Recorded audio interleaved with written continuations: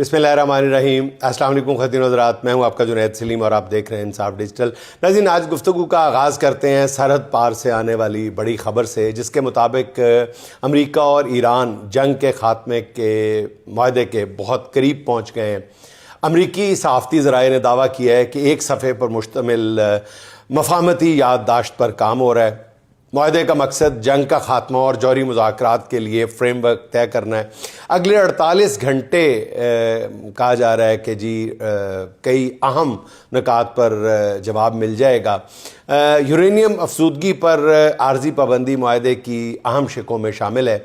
मुजवज़ा मुआहदे में America Iran से पाबंदियाँ उठाने और ईरान के मुंजमद अरबों डॉलर जारी करने पर रजामंद हो चुका है। फ्री कैन आबने हरमूज से गुजरने पर आयद पाबंदियाँ भी ख़त्म कर देंगे।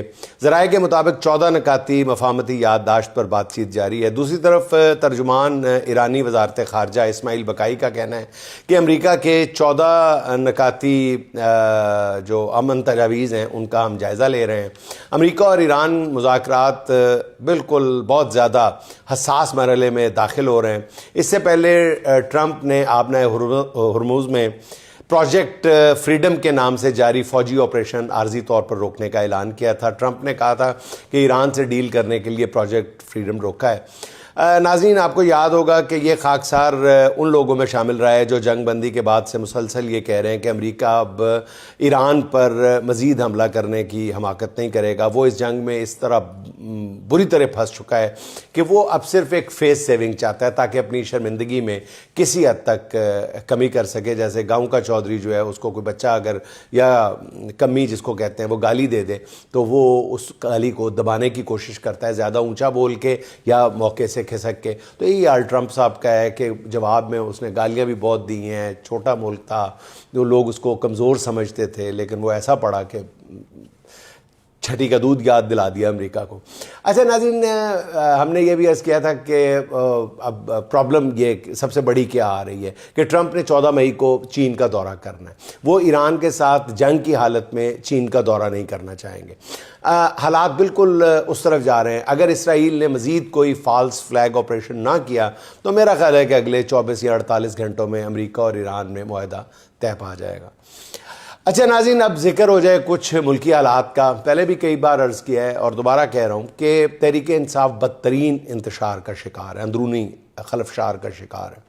पार्टी का कायद जेल में पड़ा है और बाहर पार्टी की कोई सिमत मुतय्यन होती नज़र नहीं आती। कौम ने आम इंतखाबात में अपने हिस्से का काम कर दिया था, मगर पार्टी की मौजूदा क़यादत अपने मैंडेट की बिल्कुल भी हिफाजत नहीं कर पाई। एक सूबे में हुकूमत तो बन गई, मगर 2 साल में ये भी पता नहीं चल सका कि इस हुकूमत ने आखिर करना क्या है। गवर्नेंस के मसाइल पर तो कोई बात ही नहीं करता। असल काम अपने कायद की रिहाई के लिए कोई राह निकालनी थी, मगर अब हुकूमत सिर्फ अपना इक़्तिदार बचाने की कोई ना कोई सबील निकालती हुई नज़र आ रही है। मैं सूबाई हुकूमत की बात कर रहा हूँ। कप्तान की रिहाई के नाम पर आज केपी के सरकारी इदारों में कलम छोड़ हड़ताल की जा रही है। इस गैर ज़रूरी और बेढंगे और बेतुके एहतजाज से क्या हासिल होगा और ये किस शाहदमाग का फ़ैसला है, मैं तो समझने से कासिर हूँ। इस बारे में अगर कोई रहनुमाई फरमा दी जाए तो शायद आसानी हो जाए। आज पार्टी में हर कोई पूछता है कि इमरान खान की रिहाई के लिए क़यादत क्या कर रही है। फैसला कुन ओहदों पर मौजूद कुछ लोग इशारों कनायों में बताते हैं कि जी पस पर्दा बातचीत चल रही है, इसलिए वो सड़कों पर आकर बातचीत का माहौल ख़त्म नहीं करना चाहते। दूसरी तरफ से कहा जाता है कि जी ये ट्रक की बत्ती है मुज़ाकरात, जिसके पीछे 2 साल से पीटीआई की क़यादत लगी हुई है। इमरान खान पर सख्तियाँ जूं की तूं बरकरार है। फिर बातचीत किस मकसद के लिए हो रही है? कभी बताया जाता है कि इमरान खान छोटी ईद से पहले रिहा हो जाएंगे, अब बताते हैं कि जी ब्रेक थ्रू हो गया है, अगर हो गया तो बड़ी ईद से पहले इमरान खान रिहा हो जाएंगे। मगर दूसरी तरफ हकायक इसके बिल्कुल बरक्स हैं। बस गिनते जाएं, इमरान खान की कैद तन्हाई जो है वो ख़त्म नहीं हो रही। मुलाकातें कई माह से बंद हैं। एक आंख की बिनाई तकरीबन ज़ाया हो गई है, मगर उन्हें हॉस्पिटल तक एडमिट नहीं किया जा रहा। अब इस्लामाबाद हाई कोर्ट में स्टेज तैयार है जहां इमरान खान पर कायम किए गए अलकादर के बोगस मुकदमे में सज़ा कन्फर्म हो जाएगी। ये किस तरह के मुज़ाकरात हैं कि इमरान खान तो छोड़े, उनकी बीमार अहलिया को बीमारी के बावजूद रिलीफ नहीं दिया जा रहा। कहीं मुज़ाकरात हो रहे तो फिर हो रहे होते तो कोट लखपत जेल में कैद बुज़ुर्ग कायदीन को ही کانفیڈنس بلڈنگ میئرز کے طور پہ ریلیف دلا دیا جاتا، ان کو رہا کر دیا جاتا، ان کی ضمانت ہو جاتی، ان کو ہاسپٹل میں ایڈمٹ کروا دیا جاتا۔ اعجاز چودھری تو موت و حیات کی کشمکش ہے، جنہیں کل دوبارہ ہاسپٹل لے جانا پڑا۔ انسانی بنیادوں پر انہیں کم از کم رہائی نہیں تو چلو ضمانت ہی دے دی جاتی۔ دوسری طرف عمران خان کی بہنیں ارکان اسمبلی سے ڈالا جیل کے باہر آنے کی درخواست کرتی ہیں، لیکن وہاں پر بھی خاطر خواہ تعداد میں لوگ جمع نہیں ہوتے۔ مراد سعید نے بھی پارٹی قائدین کے نام ایک سخت خط تحریر کی ہے، جسے پڑھ کر سن کر باقاعدہ خوف آتا ہے کہ عمران خان کی پارٹی میں چل کیا رہا ہے۔ سہیل آفریدی بھی عشق عمران کے تقاضے چھوڑ کر قلم چھوڑ ہڑتال کے تقاضے پورے کر رہے ہیں، اس میں پڑے ہوئے ہیں، جو میں نے عرض کیا ہے کہ جس کی تو کی سمجھ نہیں آتی۔ انہیں احتجاج کے لیے کہا جائے تو کہتے ہیں کہ جی عمران خان نے فیصلے کا اختیار جو ہے محمود اچکزئی کو دیا ہوا ہے۔ کوئی پوچھے کہ قلم چھوڑ ہڑتال کا شاندار خیال ان کے ذہن میں محمود اچکزئی نے ڈالا تھا۔ اب افسوس یہ لوگ عمران خان سے زیادہ اپنے ساتھ ظلم کر رہے ہیں۔ اب ان حالات میں حل کیا ہے؟ مایوسی تو کوئی آپشن نہیں ہے۔ میرے خیال میں جس طرح عمران خان نے موجودہ ارکان اسمبلی کو گھر بیٹھے الیکشن جتوا دیا، اب جیل سے نکلنے کے لیے بھی انہیں خود ہی کوئی راہ نکالنا ہوگی۔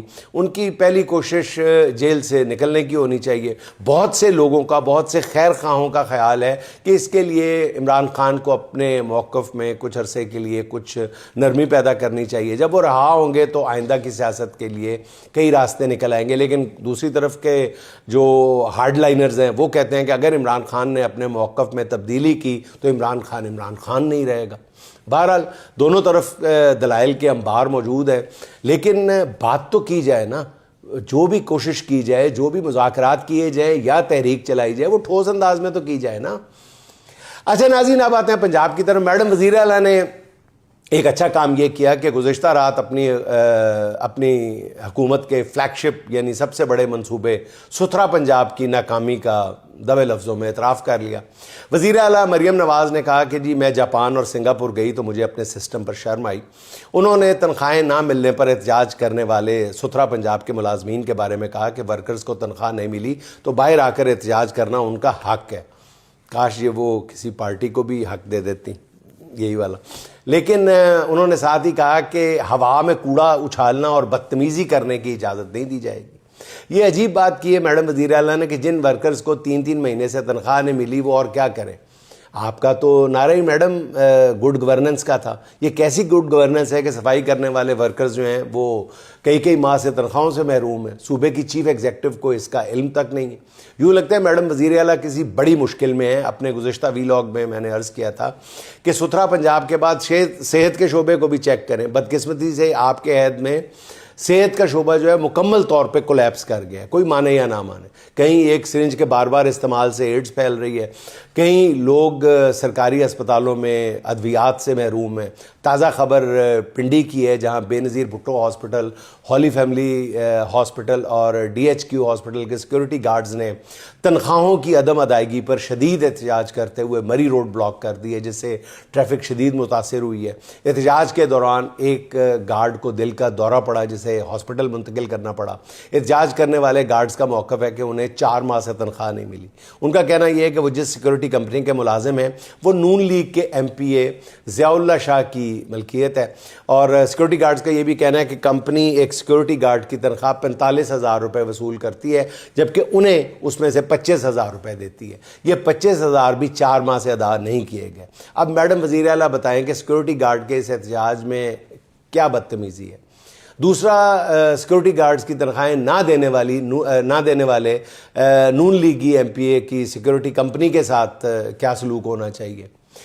اچھا ناظرین، پاکستان میں کسی خبر کو اس وقت تک پذیرائی نہیں ملتی جب تک اس میں عمران خان کا نام شامل نہ ہو۔ کانسٹیٹیوشن 1 ایونیو کا معاملہ ہی دیکھ لیں۔ کچھ لوگوں نے چیخ کر اپنے گلے خراب کر لیے کہ جی کانسٹیٹیوشن 1 ایونیو میں عمران خان کا بھی فلیٹ تھا۔ ساتھ ہی یہ شور بھی مچا دیا کہ عمران خان کے پاس یہ فلیٹ خریدنے کے پیسے کہاں سے آئے، منی ٹریل۔ یعنی عمران خان جنہوں نے زندگی بھر کرکٹ کمنٹری اور اشتہارات سے بے شمار پیسے کمائے، ان سے پوچھا جا رہا ہے کہ تم نے یہ فلیٹ کیسے خریدا، تمہارے پاس رقم کہاں سے آئی۔ دوسری طرف ایک اخبار نویس ہیں جنہوں نے فلیٹ کے لیے 2015 میں ڈاؤن پیمنٹ کی، پھر 2022 میں باقی رقم ادا کی اور فلیٹ کے مالک بن گئے۔ کوئی ان سے یہ نہیں پوچھتا کہ اگر اگر آپ نے قسطوں میں فلیٹ خریدا تو 2015 کے بعد 7 سال تک آپ نے قسط کیوں نہیں ادا کی؟ مگر یار لوگوں کو عمران خان کی فکر کھائے جا رہی ہے۔ عمران خان اس سے پہلے اپنی بنی گالہ کی رہائش گاہ کے بارے میں ایک مصدقہ رسید عدالت میں جمع کرا چکے ہیں۔ کانسٹیٹیوشن 1 ایونیو میں عمران خان نے فلیٹ کیسے خریدا اس کی بھی مکمل تفصیلات سامنے آ گئی ہیں۔ عمران خان نے 1989 میں اسلام آباد کے ڈپلومیٹک انکلیو میں فلیٹ خریدا تھا اور 2015 میں ڈپلومیٹک انکلیو والا فلیٹ بیچ کر کانسٹیٹیوشن 1 ایونیو میں فلیٹ کی ڈاؤن پیمنٹ کی اور باقی قیمت بھی قسطوں میں ادا کر دی تھی۔ اہم ترین بات یہ ہے کہ عمران خان کے 2016 میں قومی اسمبلی میں جمع کرائے گئے ٹیکس گوشتواروں میں واضح طور پر اس فلیٹ کے لیے دیے گئے 2 کروڑ ایڈوانس یا ڈاؤن پیمنٹ کو باقاعدہ ڈکلیئر کیا گیا تھا۔ عمران خان نے غالباً 2017 میں یہ فلیٹ پھر فروخت بھی کر دیا تھا۔ سی ڈی اے کے ریکارڈ کے مطابق 1 کانسٹیٹیوشن عمارت میں عمران خان کا جو والا فلیٹ ہے وہ اب شاہد نصیر نامی شخص کی ملکیت ہے۔ عمران خان اب اس فلیٹ کے مالک نہیں ہیں۔ بدقسمتی سے عمران خان پر انگلیاں وہ اٹھاتے ہیں جن کے اپنے دامن ہر طرح کی کرپشن سے آلودہ ہوتے ہیں۔ اچھا ناظرین، پوری قوم مہنگائی کی چکی میں پس رہی ہے اور اس سے بھی زیادہ تکلیف دہ بات یہ ہے کہ یہ مشکل دور ہونے کا امکان بھی نظر نہیں آ رہا۔ عوام اپنے حکمرانوں کے بارے میں کیا رائے رکھتے ہیں؟ سوشل میڈیا پہ ایک ویڈیو وائرل ہے جس میں پیٹرول پمپ پر فیول کے لیے لائن میں لگا ایک شخص صبر کا دامن کھو بیٹھا اور پھر وہ ایک اعلیٰ شخصیت کا نام لے کر اس نے جو کچھ کہا وہ بیان سے باہر ہے۔ عوامی نفرت کا لاوا پک چکا ہے، کسی وقت بھی کچھ بھی بڑا ہو سکتا ہے۔ دوسری طرف معاشی ناکامیاں اتنی زیادہ ہیں کہ کوئی امید بھی نظر نہیں آ رہی۔ رواں مالی سال کے پہلے 10 ماہ جولائی تا اپریل پاکستان کا تجارتی خسارہ 20% اضافے کے ساتھ بڑھ کر قریباً 32 ارب ڈالر پر پہنچ گیا ہے، جو گزشتہ برس اسی دوران 24.5 کروڑ ڈالر تھا، 24.5 ارب ڈالر تھا۔ رواں برس پاکستان کی برآمدات میں 6% سے زیادہ کمی واقع ہوئی ہے اور درآمدات میں 7% اضافہ ہوا ہے۔ صرف اپریل کے مہینے میں پاکستان کا تجارتی خسارہ جو ہے وہ 4 ارب ڈالر سے بڑھ گیا۔ اس وقت تجارتی خسارہ پورا کرنے کے ساتھ ساتھ بیرونی قرض واپس کرنے اور لاڈلے آئی پی پیز کی ادائیگیوں کے لیے بھی ڈالرز درکار ہیں۔ اس لیے مزید بیرونی قرض لیا جائے گا اور عوام کو اس کے نتائج بھگتنا پڑیں گے۔ حکومت کے ہاتھ میں پیٹرول کی صورت میں عوام کی دکھتی رگ آ گئی ہوئی ہے جس پر حکومت بوجھ آئے روز بڑھاتی چلی جا رہی ہے اور اب یہ بوجھ ناقابل برداشت ہو چکا ہے۔ خدشہ ہے کہ کوئی ایک واقعہ ہوگا اور پھر اس کے بعد کسی کے ہاتھ کچھ نہیں رہے گا۔ ناظرین، آخر میں راحت اندوری کے 2-4 اشعار: انصاف ظالموں کی حمایت میں جائے گا، انصاف ظالموں کی حمایت میں جائے گا، یہ حال ہے تو کون عدالت میں جائے گا، دستار نوچ نوچ کے احباب لے اڑے، دستار نوچ نوچ کے احباب لے اڑے، سر بچ گیا ہے یہ بھی شرافت میں جائے گا، سر بچ گیا ہے یہ بھی شرافت میں جائے گا، دوزخ کے انتظام میں الجھا ہے رات دن، دعویٰ یہ کر رہا ہے کہ جنت میں جائے گا، خوش فہمیوں کی بھیڑ میں تو بھول کیوں گیا، پہلے مرے گا بعد میں جنت میں جائے گا، پہلے مرے گا بعد میں جنت میں جائے گا، واقف ہے خوب جھوٹ کے فن سے یہ آدمی، واقف ہے خوب جھوٹ کے فن سے یہ آدمی ضرور سیاست میں جائے گا۔ ناظرین، خوش رہیں، خوش رکھیں، آپ سے ملاقات ہوگی انشاءاللہ اگلے ولاگ میں۔ اللہ حافظ۔